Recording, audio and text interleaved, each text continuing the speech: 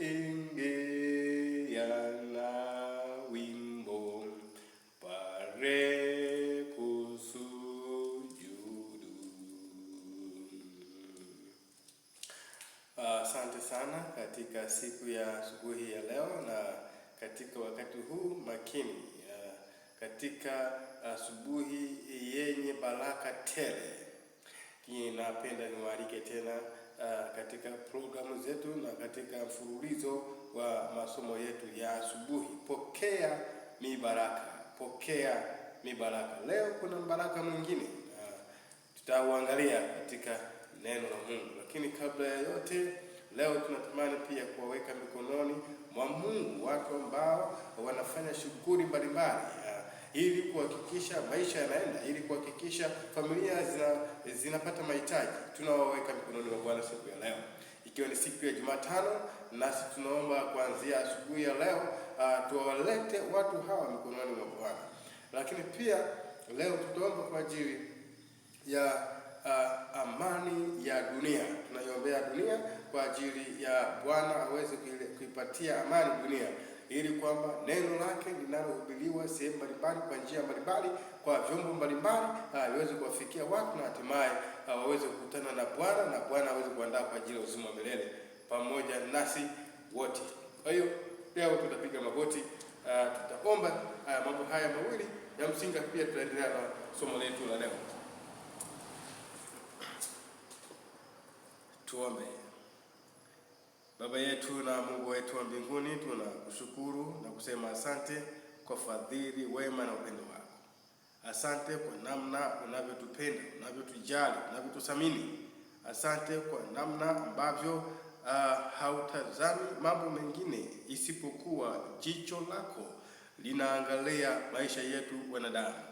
Kwa sababu ya gharama uliyoitumia, kwa sababu ya maumivu uliyobeba, ili tu mimi na rafiki yangu yule na kijana yule na baba yule na mama yule na binti yule na watoto wale waweze kuokolewa. Hivyo Bwana, tunashukuru kwa gharama kubwa uliyoifanya kwa ajili yetu.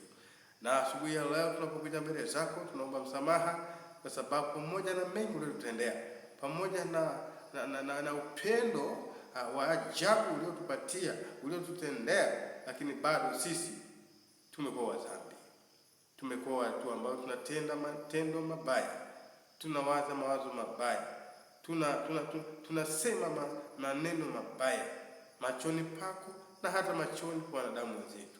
Mionekano yetu inakuwa ni mibovu mbele zako na hata mbele za wanadamu wenzetu. Hivyo Baba, katika asubuhi ya leo tunaomba tusamehe, tunaomba tutakase, tunaomba tusafishe kupitia damu ya Yesu Kristo iliyomwagwa pale msalabani. Zaidi ya yote, baada ya baraka hiyo ya msamaha wa dhambi, asubuhi ya leo tunaomba Baba utupokee tena na zungumza nasi tena katika siku ya leo. Tunaomba kwa ajili ya watoto wako. Ni kweli umetupa kazi za kufanya. Kwa siku 6 tufanye kazi kwa ajili ya mahitaji yetu, lakini pia kwa ajili ya mahitaji yako, yani kazi yako. Bwana, tunaweka mkononi mwako. Ufanya biashara sehemu mbalimbali, ufanya kazi sehemu mbalimbali, tunaweka mkononi mwako. Wanaohangaika kwa ajili ya familia zao, wanaohangaika kwa ajili ya kazi yako, tunaweka mkononi mwako. Baraka zako zikaandamane nao siku ya leo, asubuhi ya leo, wanapotembea, wanapoamka, wanaposafiri kwa ajili ya kazi mbalimbali. Bwana kaweze kuwa pamoja nao. Lakini pia tunaombea amani ya dunia. Tunaombea amani ya dunia. Ulimwengu leo umezama katika changamoto mbalimbali, na hasa tunaona ndugu zetu wanaopoteza maisha kwa sababu ya vita vinavyoendelea, lakini wengine wanapoteza maisha kwa sababu ya magonjwa. Baba, wengine wananyanyaswa vibaya. Hivyo tunaomba Bwana, amani yako iweze kutawala dunia hii, ili neno lako linalohubiriwa kupitia sehemu mbalimbali, kupitia vyombo mbalimbali, kupitia watoto wako, mionekano yetu, mionekano yao ambayo kuwatazama Bwana, watu wengine watavutwa na wewe Baba, likaweze kuwafikia watoto wako sasa na wapenzi yako. Asante kwa sababu umesikia, asante kwa sababu utatenda, na sasa tunakualika uzungumze nasi kwa jina la Yesu Kristo.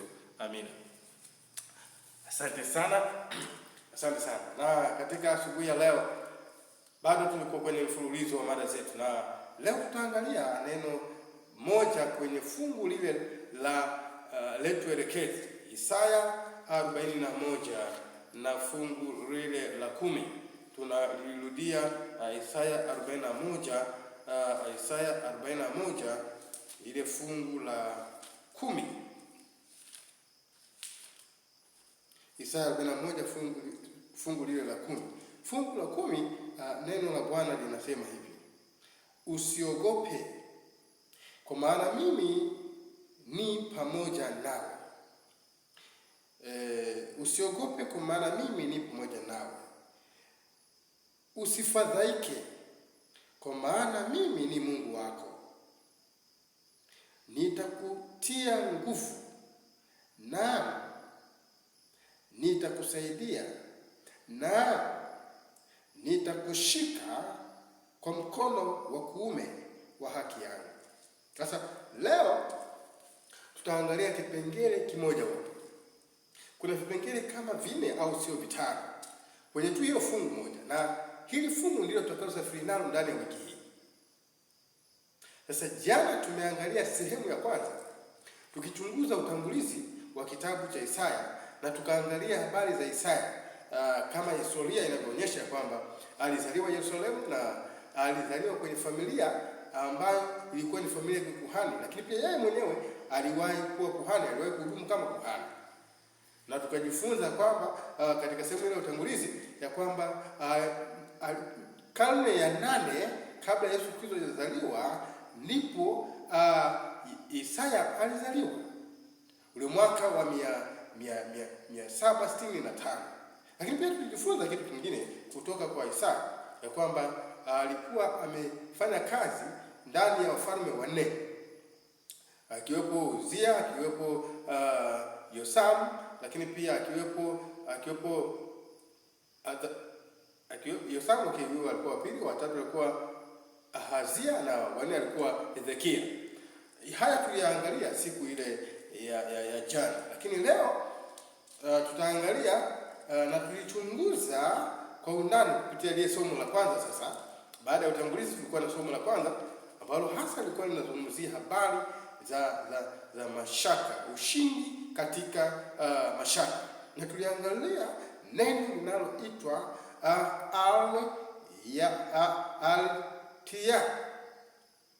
tila au yala. Haya ni maneno mawili ya Kiebrania ambayo yakimaanisha usiogope, na tulisema kwamba maneno haya usiogope kwamba ni mgawanyiko wa maneno mawili yaliyoungana, neno ya na tila au yala, na tulisema tila au yala ni maana ni kuogopa, lakini neno maana yake ni usi, hapana, ikiashiria kukataa. Sasa anaposema usiogope, tila au yala, maana yake usiogope. Na tulijifunza jana kwamba katika safari ya maisha hatupaswi kuogopa, kwa sababu kama Mungu anayetupatia msisitizo kupitia neno hili ya kwamba hatupaswi kuogopa. Safari tulizo nazo, mapito tunayopitia, hatupaswi kuogopa. Sasa leo nitakwenda na wewe katika sehemu hii ya pili inayosema somo la leo linasema, tunaangalia sehemu ya pili. Ni somo ni lile lakini muendelezo. Lakini leo pia tuna kichwa kinachosema Mungu pamoja nawe. Mungu pamoja nawe. Lakini pia tunachunguza hiyo Isaya 41 ile fungu la 10 sehemu ya pili. Na sehemu ya pili nasoma tu sehemu ya pili. Sehemu ya kwanza nasema usiogope, sehemu ya pili nasema kwa maana mimi ni pamoja nao. Kwa maana mimi ni pamoja nao. Kwa nini Mungu anaandika haya maneno? Na ukiona katika Biblia maneno mimi au maneno pamoja nawe, pamoja nami, pamoja na, pamoja nanyi. Haya maneno yaliyoanza na pamoja yameandikwa kwenye Biblia mara 2090, mara 2090. Na neno hili pamoja na, Waingereza wanatumia neno I am with you. I am with you, kwamba mimi niko pamoja nawe. Lakini hebu tuchunguze kidogo neno hilo Waibrania wanamaanisha nini? Neno ya kwamba mimi niko pamoja nawe. Waibrania wanatumia maneno mawili, wanatumia matamshi ya kauli mbili. Sehemu ya kwanza inaitwa anaki amake. Anaki amake. Hili neno amaki amake ndilo linalomaanisha Mungu pamoja nawe, au nipo pamoja nawe, mimi niko pamoja nawe. Hiyo I am with you. Anoki amake. Anoki amake. Lakini pia maana nyingine ya neno hili inaitwa chaim betura. Chaim betura. Haya ni maneno ya Kiebrania, na Mwebrania anapoyasikia maneno haya, mtu akiyatamka ana maana, anamtia moyo na anamsisitiza kwamba mimi niko pamoja nawe. Kwa maneno haya Mwebrania anapoyasikia anajua huyu anayeongea siku zote atakuwa naye, atatembea naye, hataweza kunyata peke yake. Sasa leo tutaangalia hiyo neno keim batura au anoki amake. Hii inamaanisha nini? Anasema inamaanisha ya kuonyesha ushirikiano, faraja au uungaji mkono kwa mtu. Hasa inamaanisha ni kwa upande wako, niko upande wako na kuelewa. Inamaanisha niko upande wako, ninakuelewa, ninakufahamu, ninakujua, hivyo sitakuacha, hivyo nitakuwa pamoja nawe, hivyo nitabeba madhaifu yako, hivyo nitadumu kuwa na wewe hata kama mambo yatakuwa magumu kiasi gani, sitaweza kukuacha. Anoki amake. Neno hili linatuletea faraja asubuhi ya leo. Neno hili linatupatia tumaini asubuhi ya leo. Neno hili linagusa hawa ambao tumewaombea leo. Wenda wakati fulani wamehangaika kutafuta kazi na kufanya biashara zao, kuhangaika huku na kule, lakini wanaona hakuna tumaini. Hajui kwamba jioni itafika na wazazi watoto watakula nini. Leo tunaomba kwa ajili ya dunia yetu hii, ulimwengu wetu huu ambao wakati fulani kuna watu wamekosa tumaini. Hebu tazama Israeli, hebu tazama Irani, watu wamekosa tumaini. Na hivyo tunaomba Mungu aweze kurejesha tumaini, ikiwa ataona vema kusuluhisha na kuondoa changamoto hizo zote na hatimaye kuingilia maisha yao. Maana amesema anoki amake, niko pamoja nao. Na hapa pia niwatie moyo wale ndugu zetu sehemu mbalimbali walipo, hasa pale ambapo wanapitia changamoto za magonjwa, huko Nairobi, huko Kenya, huko South Africa, huko Israeli, huko Irani, huko sehemu zingine zote, huko Marekani, huko South Africa. Lakini nikutia moyo kwamba pamoja na changamoto hizo zote tunazozipitia, God with you. Mungu yuko pamoja nawe. Mungu yuko pamoja nawe. Kwa namna hii, kubali kutulia miguuni pake. Unapofanya kazi zako, anza na Bwana. Unapofanya shughuli zako, hakikisha Mungu yuko pamoja nawe. Na kuna mambo kadhaa ambayo unaweza kufanya yakakuhakikishia ushindi Na ukaona, hebu tuzungumze mambo kadhaa hapa. Ngoja tuangalie kitabu hiki cha kitabu cha Kumbukumbu la Torati. Kumbukumbu la Torati. Angalia kitu ambacho Mungu alikikazia kwa mtumishi wake Yoshua. Kile kitabu cha Kumbukumbu la Torati 30, Kumbukumbu la Torati 31, 22, 23,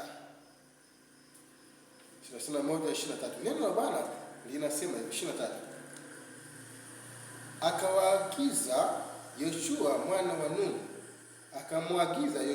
wa Nuni, akamwambia, uwe hodari na moyo mkuu, kwa kuwa utawapeleka wana wa Israeli katika nchi niliyowapia, nami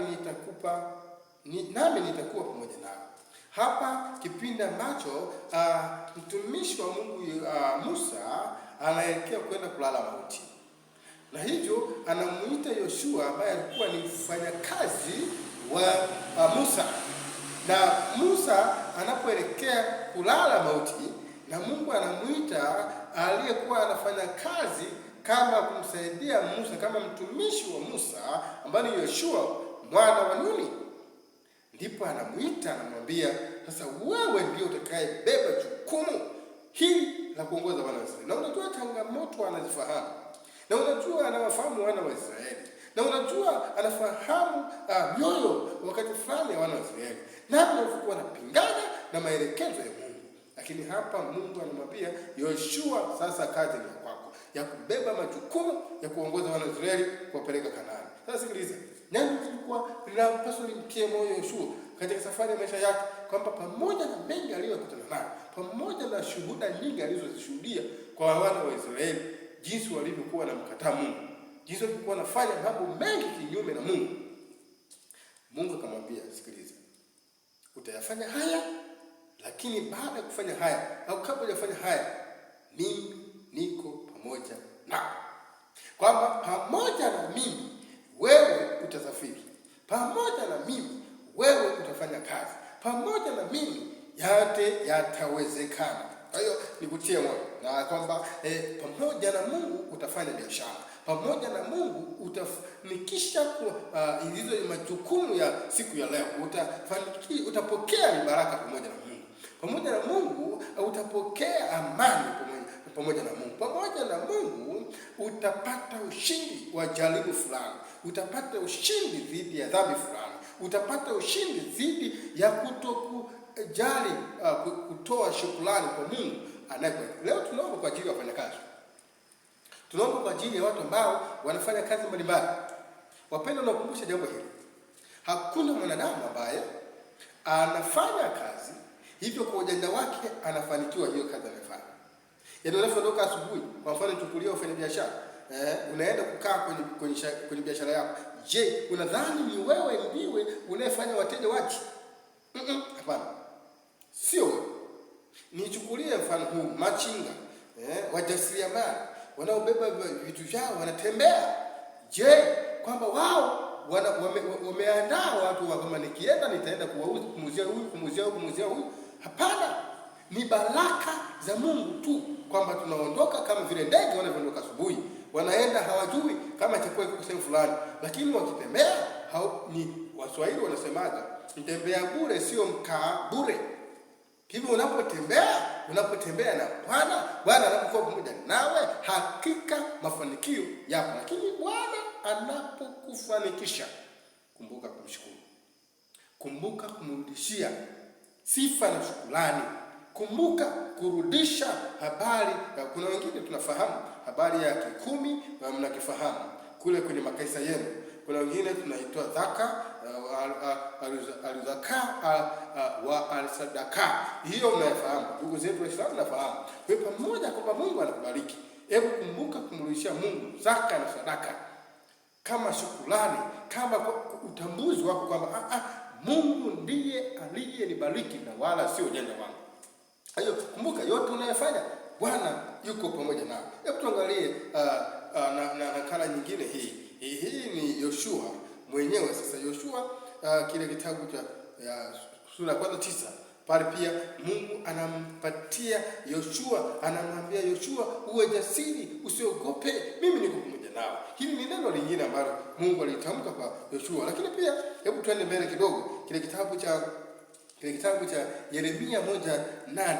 Yeremia 1:8, tunapoelekea mwishoni mwa somo letu la asubuhi ya leo. Yeremia 1:8, unaweza ukafungua popote pale ulipo katika masomo haya, ili uone namna ambavyo Bwana anatoa uthibitisho ya kwamba kamwe hatamwacha mwanadamu yoyote, ikiwa atatambua kwamba yuko Mungu aliyemuumba, yuko Mungu anayeongoza maisha yake. Ikiwa atatambua, kamwe hatamwacha peke yake. Yeremia 1:8, neno la Bwana linasema, linatumia kauli hii, anasema, usiogope kwa sababu ya hayo, maana mimi nipo pamoja nawe nikuokoe, asema Bwana.